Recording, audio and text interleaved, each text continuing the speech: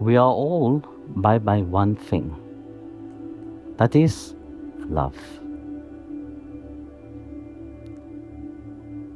But why in one instant we see it, another instant we don't see it? One moment we feel it and the next moment we don't feel it. As if when we are here, when we are doing spiritual things, yes, we are connected. You like this word, eh? And then once we step out, it changes. Very often we hear faith. You should have faith.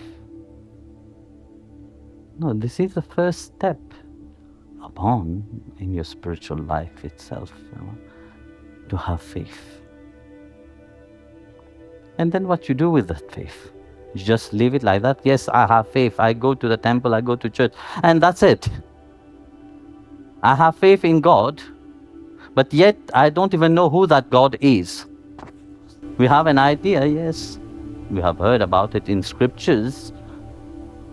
He's like this and like that, but have we experienced Him? We experience Him only through love. There's no other way of experiencing Him. But to have that divine experience, we have to have also the knowledge of Him. Without having the knowledge of Him, that faith will just stay faith. Why I'm saying faith is one thing only, it's the first step to what you step upon, is because that faith have to become trust. And how does that faith become trust? Is when that faith touch the heart of love. The heart of love, which is God Himself.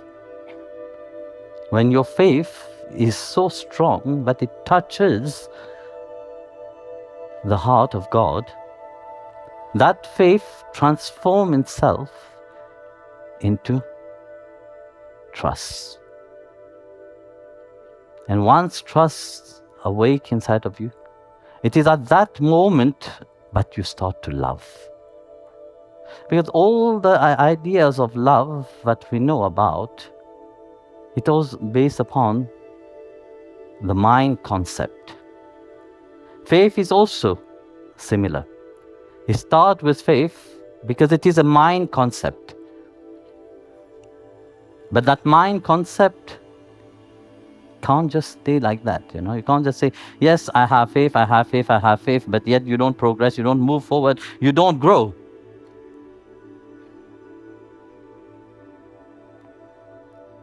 But when faith transforms into love, it is the heart which is connecting.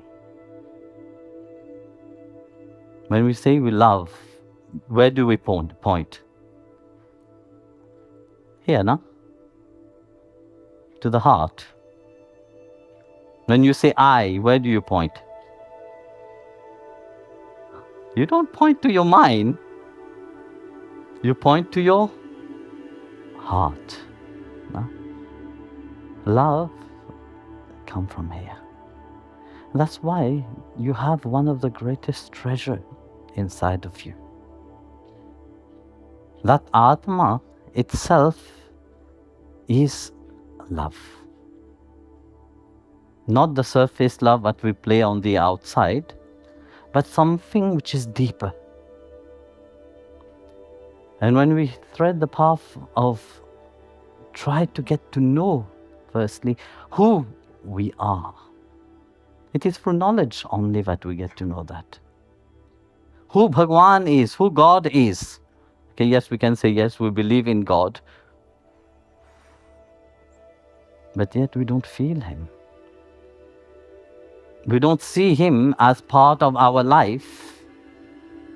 Idea, yes, it is there. That God is everywhere, God is in everything. But how many people experience that? That's why knowledge is important. And what kind of knowledge is also very important. Because knowledge transcends the normality of the outside. Without knowledge, you're just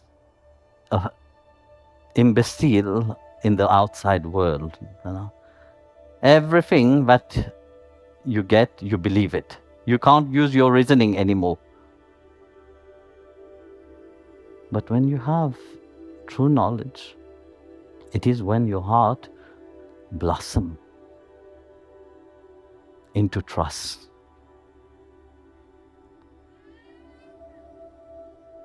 There was once a sadhu. He was giving, a saint was giving a talk,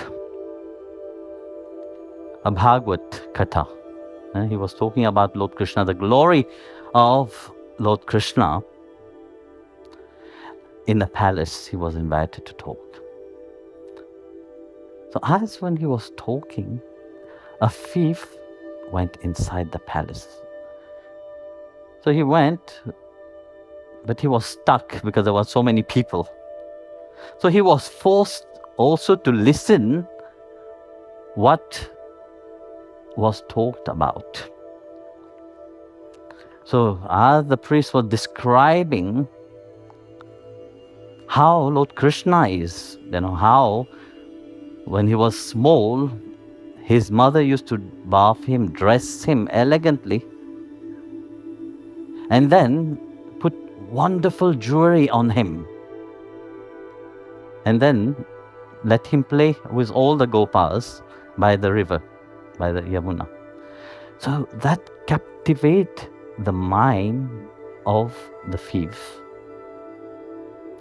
He was wondering,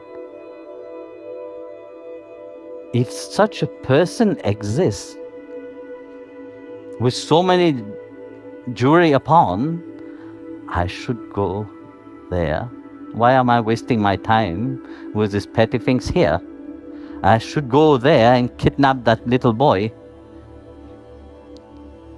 So listening was very amazed about it, about the description from the Bhagavad itself. So he decided he will not rub small things. He will rub bigger things now. So he waited for the priest to finish. As the priest was going home, he jumped with a knife on the priest and said, "Tell me now, where can I find that little boy that you were just describing?" So the poor priest, started trembling.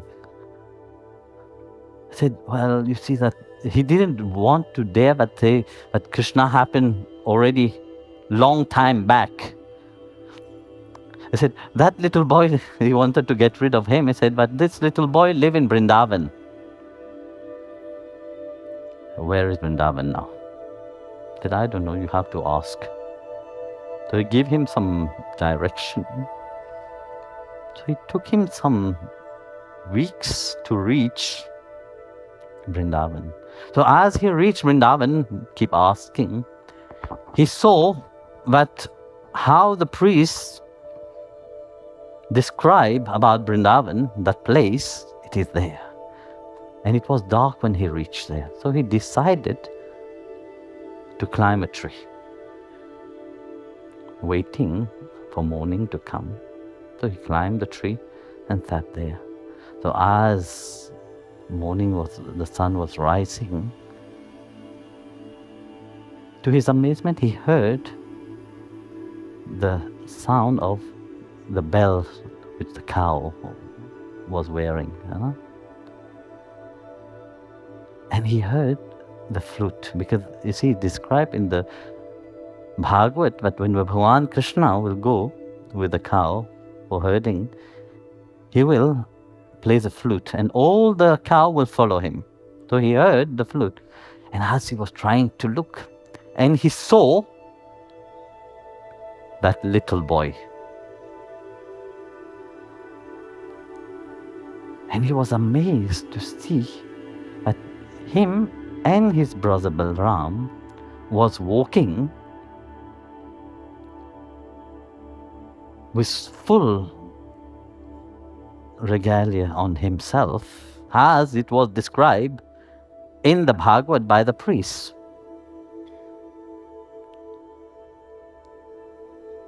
So his mind was fascinated with that. So when seeing the face of Krishna, he forget about all the jewelry. He was just looking at his face, and he started wondering, such a little boy like that, what kind of mother will dress their child like this and send them to the forest? He became very compassionate.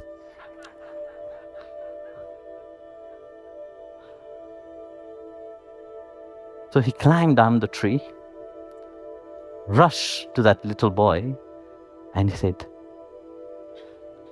"Are you Krishna?" Krishna said, "Yes, I am." And Krishna said, "Who are you? You are scaring me." Bhagavan have to play his Leela also, you know. And looking at Bhagavan Krishna, he wanted to caress his face. So what he did? He touched him. So at the moment he touched Bhagavan Krishna, he was filled with a divine bliss.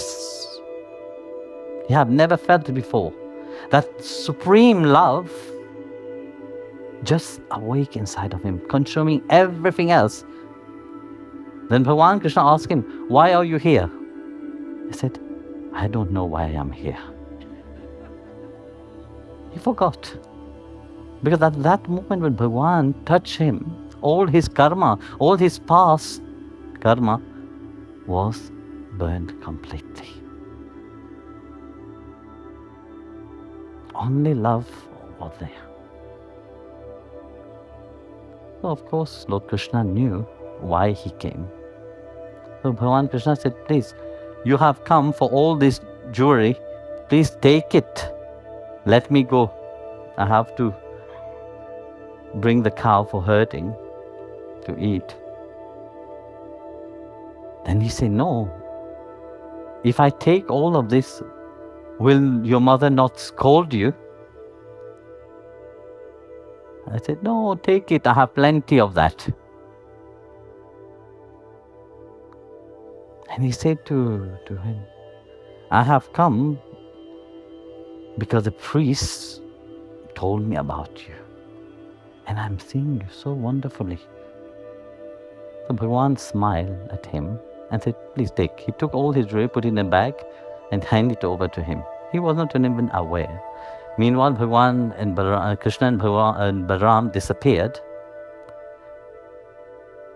So he was left with the bag. And he was supremely happy. He rushed to the priest. When the priest saw him coming, he said, "My goodness, that is the end." He went there and he didn't find what he's looking for. Now he's coming for me.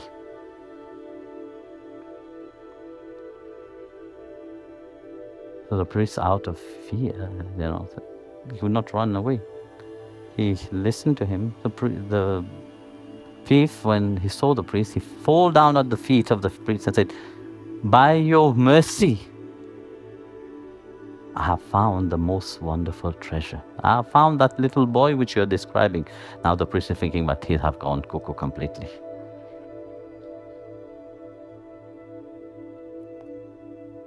So he opened the bag, and to his surprise, as it is described, the jewelry of Krishna, he saw the same thing in the bag.